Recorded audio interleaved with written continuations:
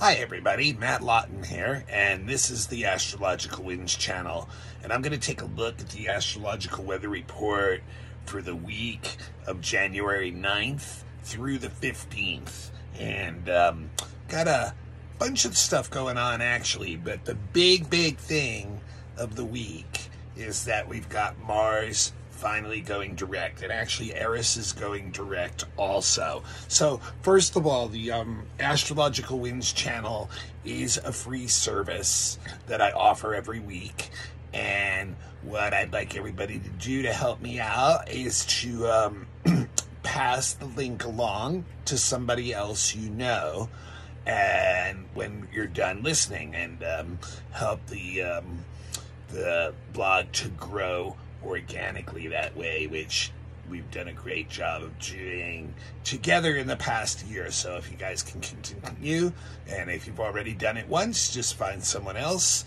I know not everybody will stick, but you know, anybody who you think might be interested, I'd really appreciate it. I put in the time to get this out to you guys, and love doing it, and would love to spread it as much as I can. So if you have a YouTube account, just look up Astrological Winds channel, become a follower, and turn on your notifications, and you'll always know when there's a blog. And remember guys, I did an annual blog for 2023 about a week or so ago, so if you missed that, go back onto YouTube. It's a couple episodes back. You'll want to hear, especially if you're interested in, you know, the age of Aquarius type stuff, because Pluto is going to be making that transition into Aquarius. I talked a lot about that a couple weeks ago. And remember, last week's one also had the monthly of January. So if you missed that, the very beginning of that has the January stuff. So I wanted to just point out a few things about how astrology, you know, manifests before we look at everything going on this week. And so we've had Mars retrograde since October 29th, and it is going direct this week. We've had Mercury retrograde now for about 10 days or so, and some interesting things we see manifesting in the world over this double retrograde in the last couple weeks. And one of them is the Southwest Airlines fiasco. And like I had said when Mercury went retrograde a couple weeks ago, real good chance storms from cold weather affecting travel. And wow, you know, and you know, and that shows you the double dosage of Mars thrown into it too, being, and Mercury retrograde being the ruler of the Mars that's retrograde already in Gemini, how that energy is like conflagrates not only into delays, but like literally a whole shutdown. That's where the Mars comes in. It's like there's nothing anyone can do about it. It's not just a delay, it's like you're not going anywhere. Okay, you know what I mean? So like, wow, like what a great example, huh? And then, you know, these storms coming in to California, you know, another thing that, you know, this is like that double whammy energy of, you know, the Mercury retrograde affecting everything, slowing everything down, many times through windy, stormy things on land, and here we have that going on, you know, with in Capricorn, you know, like I had said a couple weeks ago, and it's just, you know, all of a sudden, you know, Capricorn is a colder sign too, an earth sign, so you have a lot of snow piling up. That's compounding a lot of the Mercury retrograde stuff. And once again, then the Mars kicks in. You have like storms coming every 3 days, so literally you're not going anywhere. Once again, you know, you're not going anywhere.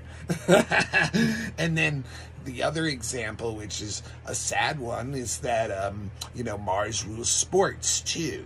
And so odd things happen in the sports world too during retrograde periods, and Mercury retrograde in particular. But we get the double thing again, and there was a game in the NFL this past week where a player had a heart attack, went into cardiac arrest on the field, right? And I guess that had never happened before in the NFL, so they literally didn't know what to even do. And ultimately, Mars retrograde kicks in too. We're not even going to play the game. Go home. We're not doing anything. Wow. Right? See how the astrology works, guys? It's really amazing when energies combine. You know, you can't be singular about astrology. You can't be like, I'm a sun in Capricorn, this means this. No. You're your whole chart. And that's what's going on in the world every day too. It's just not like, oh, the full moon in Cancer, but what else is going on? You know, all these things add up and come out in very unique manifestations that are literally infinite in the forms they can take.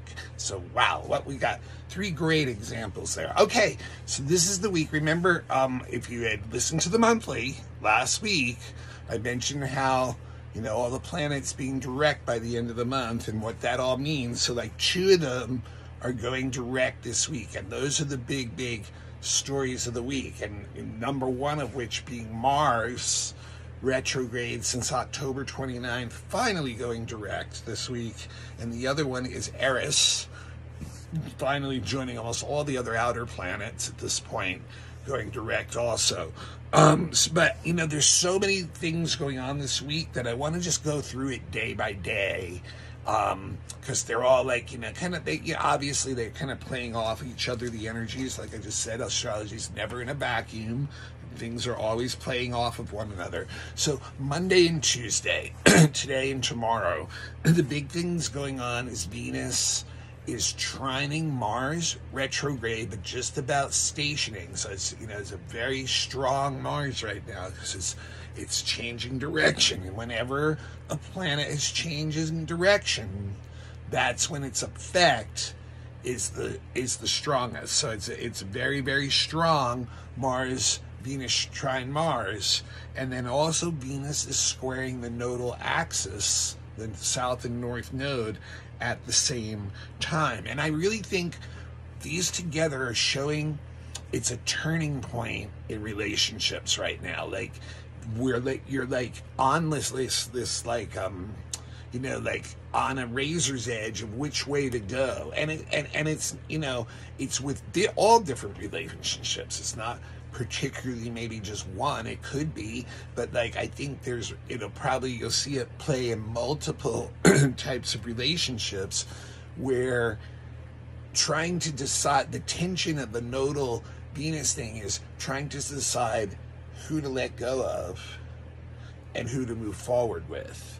And both those things create, like, you know, a stress kind of level, but also the need to take an action and do something about it. So, like, you know, there's this thing where we may be finding ourselves like in this in-between state in many relationships where some of them are like, you know, this really isn't worth the time I'm putting in anymore. It's time to move forward. And other ones are like, this is the one I want to put time in, and it's going, you know, to need some effort to get to where I want it to be.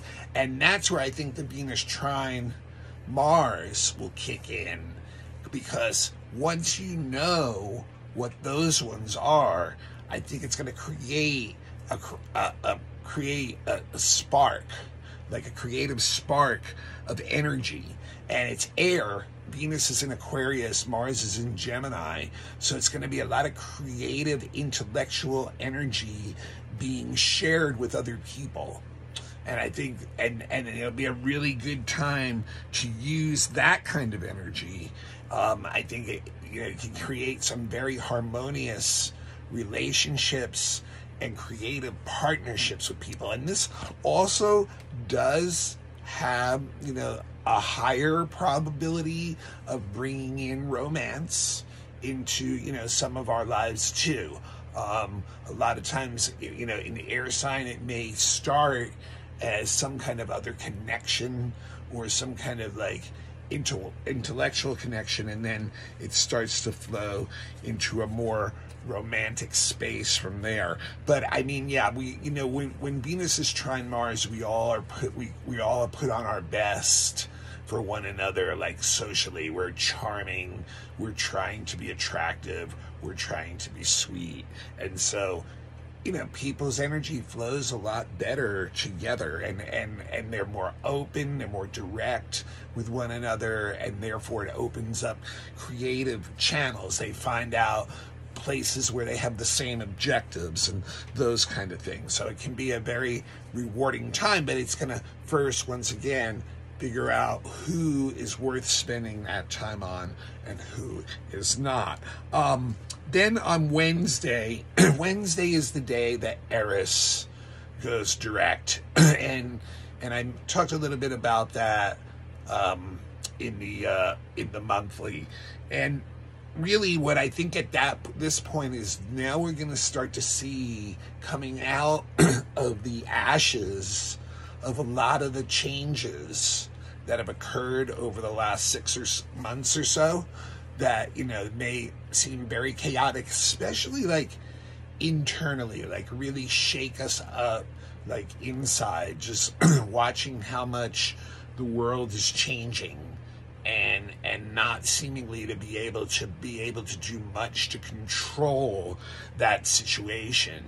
And I think now we're going to get the opportunity to see what comes out of that for us, that is positive change and worthwhile change, and change that's evolutionizing us, that's moving us forward as individuals and as collective, on all kinds of different levels. And interestingly enough, on Friday is one of the big aspects of the month, which I talked about in the monthly also, and it's Saturn sextiling Eris. So once again, Eris is stationary pretty much, and in this very strong position to make changes now that could happen quickly. But yet here now we have Saturn sextiling this, and this is positive. This is there's opportunities right now out there to bring change in to your life and create new structure out of that. Structure that will have long-term stability. That's what Saturn's all about, but it's going to require work. It's going to require dealing with a lot of stuff in the physical, real world. But there's opportunity for great change and evolutionary change in that. And it's something that can, that can be imprinted with a very long-term type of energy, and can be very stable too, and yet change structure in our lives that needs to be changed, that needs to change with the times that are going on right now, which is that the Aquarian energy that's going on, which is where Saturn is and where Pluto will be heading. So very interesting energy going on there. And then also the hugest thing of the week is Mars going direct, and that's on Thursday. Mars has been in Gemini retrograde since October 29th, when it turned retrograde in Gemini in the last degree, in the 30th degree. If you'll remember that. So we have had, since October 29th, a lot of frustration to our actions, a lot of confusion, a lot of stuff coming at us in all kinds of directions, the Gemini energy, and muddling the mind, making it hard to know which way we want to go forward. And it seems like a lot of our normal ways of working through things aren't working, okay? But this is a big switch. This is going to start changing that energy in a different direction, where it is moving forward again. Now, the thing is, it's not going to be out of Gemini, Mars, until March 26th. And that means that it's going to be in shadow still for almost all that time, because that the degree that it went retrograde on was the last degree of Gemini. So it's going to stay, it's not going to be like, let's take off and we're flying right away. And in fact, once again, Mars changing direction this week, there can be a lot of like stuff just stuck this week because Mars is stationary. And when planets are stationary, they are stuck. They're in one place. And so the energy is in one place too, okay?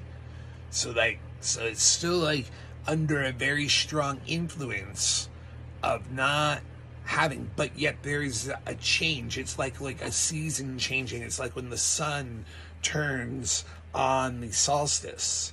It's not perceptible really, except on a very subtle level. And that's what's happening when a planet changes signs for a few days too. It's not really moving. And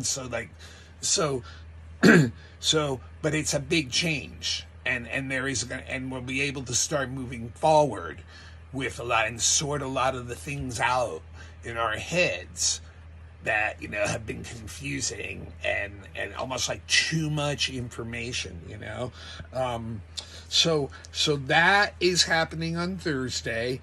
And then Wednesday through Friday, we have the second hit of Mercury retrograding back, squaring Chiron, retrograde also, and then trining the North Node. And just like I said a couple weeks ago when this came in, I think this is really interesting one, and I think this middle hit is saying, okay, so far, what have you learned since Mercury's gone retrograde?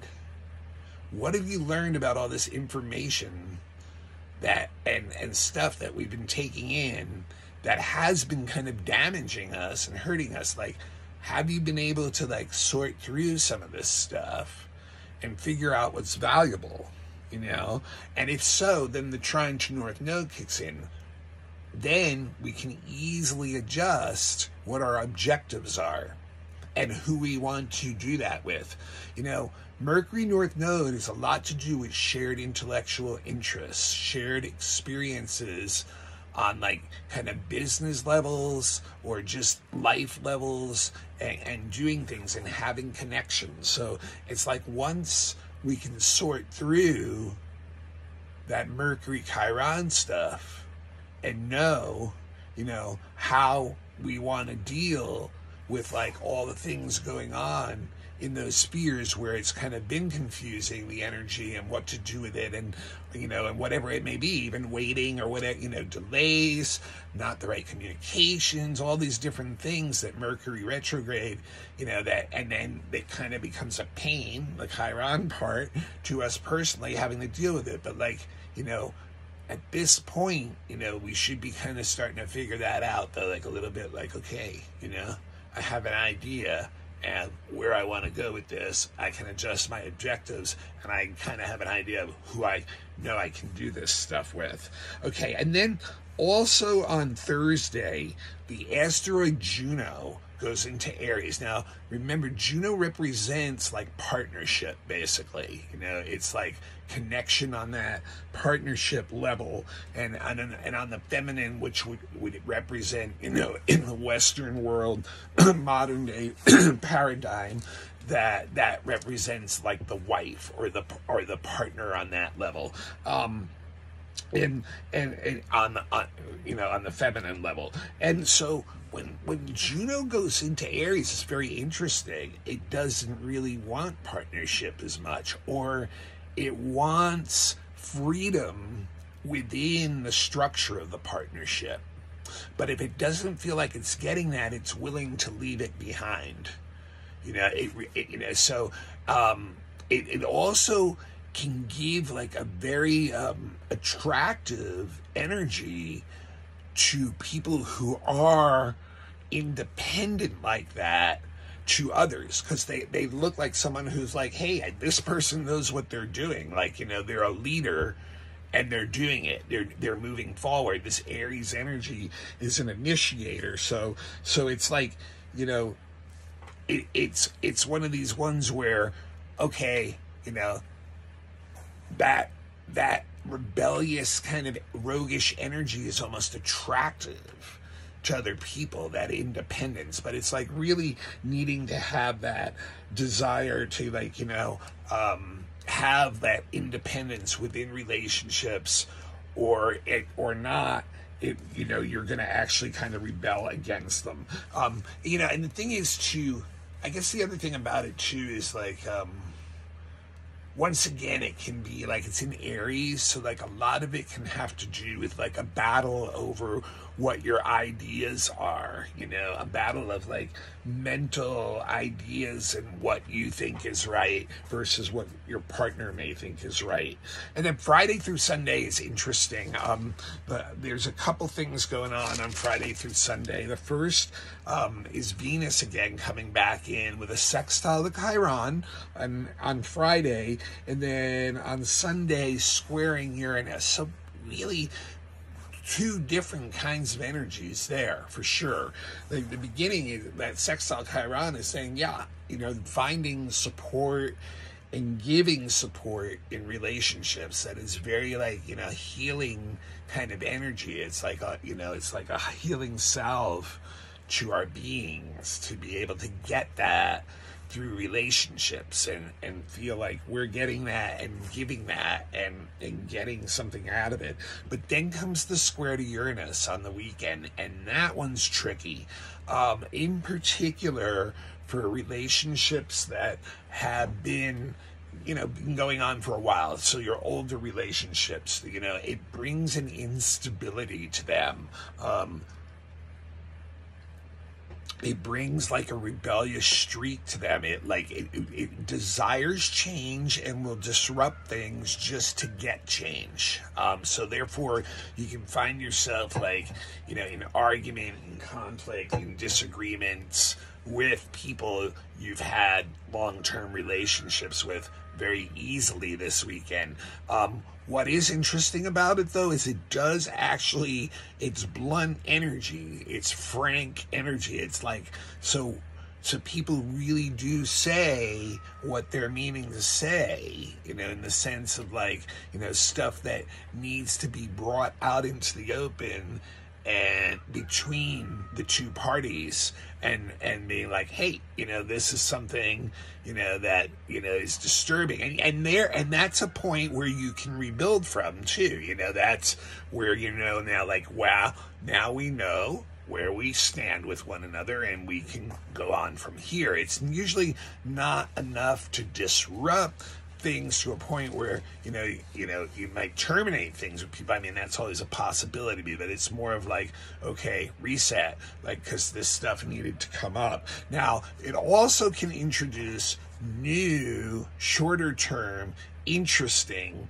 types of connections with people that kind of come and go, but are very, very stimulating. So like short term type relationships, connections. It's got almost like a flirtatious type of energy too, and it's with people that you're attracted to on that on a romantic, sexual kind of level. So there's that too. But it is, and then it's also like there's a lot of attraction to like just having new experiences with people too, like having like and doing different things, like and being exposed to different art, things like that, alternative type art, things that you're not normally is not normally what you would go and do when you were seeking out or creating art. And then it also has a tendency to be very impulsive with money. So that's something this weekend to be aware of too, that there may be a lot of temptation to just go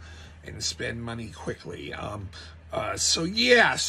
then the other energy going on this weekend, mainly Friday, Saturday, it's the sun is sextiling Neptune and it's squaring Eris. And that's kind of an odd mix, really, I mean, the sun Neptune in a sextile is very soft, it's very receptive.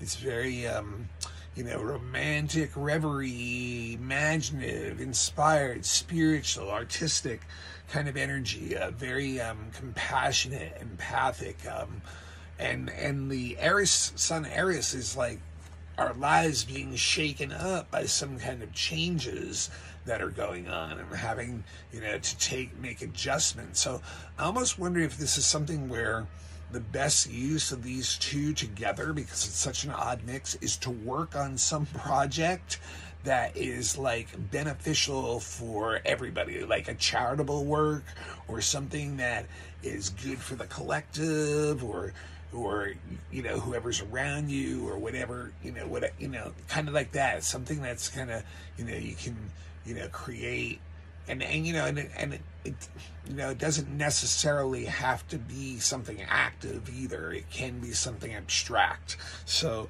like I said, a lot of different things going on this week, but definitely the Mars going direct is a big shift, subtle at first, and the Eris going direct, same thing, but the opportunity with that Saturn is just a great time to really introduce change into the structure of your life that can create long-term stability in new structures and forms. So I really think that's the energy we want to steer towards this week.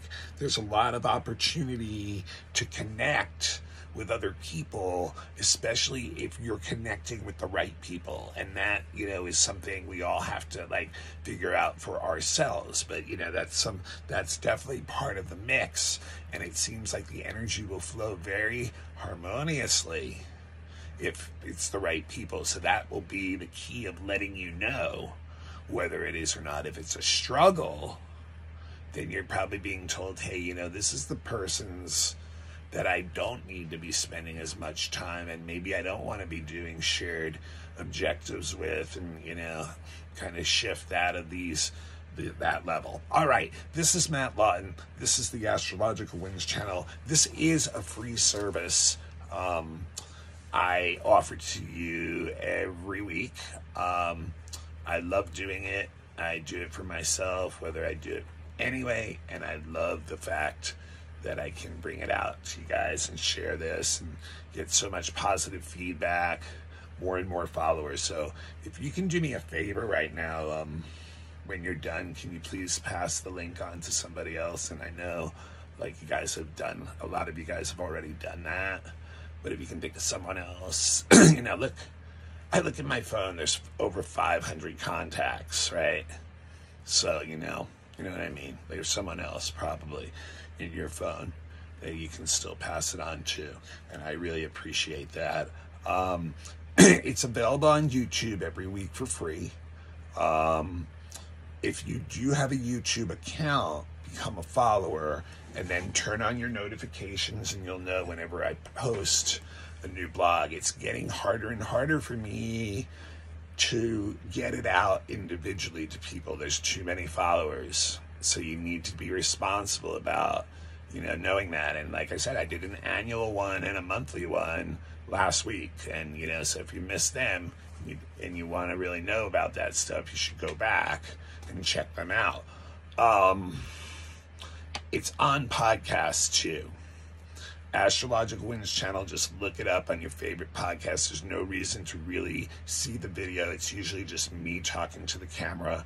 And it gives you a lot more flexibility. And when you can hear the podcast, you can do it while you're driving, jogging, working out. So many other, times when you have that ability to listen to something but not be able to watch something. And that's a great opportunity to listen to podcasts, not only mine, but others too. It's also available on Instagram, and on Instagram I do sometimes post daily stuff, usually just comments, not video or audio, so it's real quick stuff to look at, but you have to look it up again, Astrological Winds channel, and become a follower. And if you want, I do post it on my Facebook. It is private, so you have to friend me first, Matthew with 2 T's, Lawton, Lauten, and then I'll, and that's really what I use it for, guys. I don't use Facebook for much else. So that's, but anyway, welcome to do it that way too.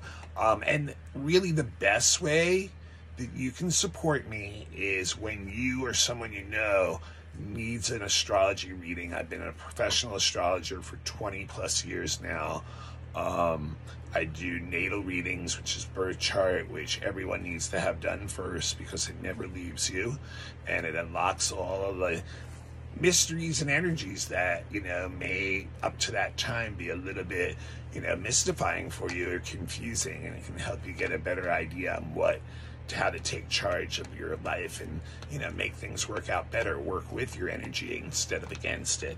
Also, predictive readings every year around your birthday, I recommend. Same reason why. It's every year the planets line up and hit your chart differently. You're going to go through different types of stuff every year, and sometimes it can, you know, it's nice to know, you know, that why it's happening, the energies involved, and things that you can do to work with it and adjust it, and when it's even going to end and what that's going to be like. So predictives are those two are very helpful. Relationship charts for those who have just met, wondering why, how they came together, what was the attraction. For those who've been together a long time, how your relationship chart is reacting to things now and the energies that are in it. Children's charts, you know, if you're wanting to know how it's best to, you know, work with your kid, you know, and the energies they have in their chart, and then the big events they're going to have in the first 20 years of their life. Also, astrocartography relocation, if you're thinking about moving somewhere, or if you're wanting to know where certain planets line up their lines on the earth, where you can get more into power and more into harmony with those planets, that's something that can be done too. Also, elections, when you're looking for the best timing for very important events like starting a business, getting married, you know, buying land, or whatever it may be, you know, like there's a lot of those kind of things that, you know, you can tilt the odds way in your favor by starting it at the right time energy-wise.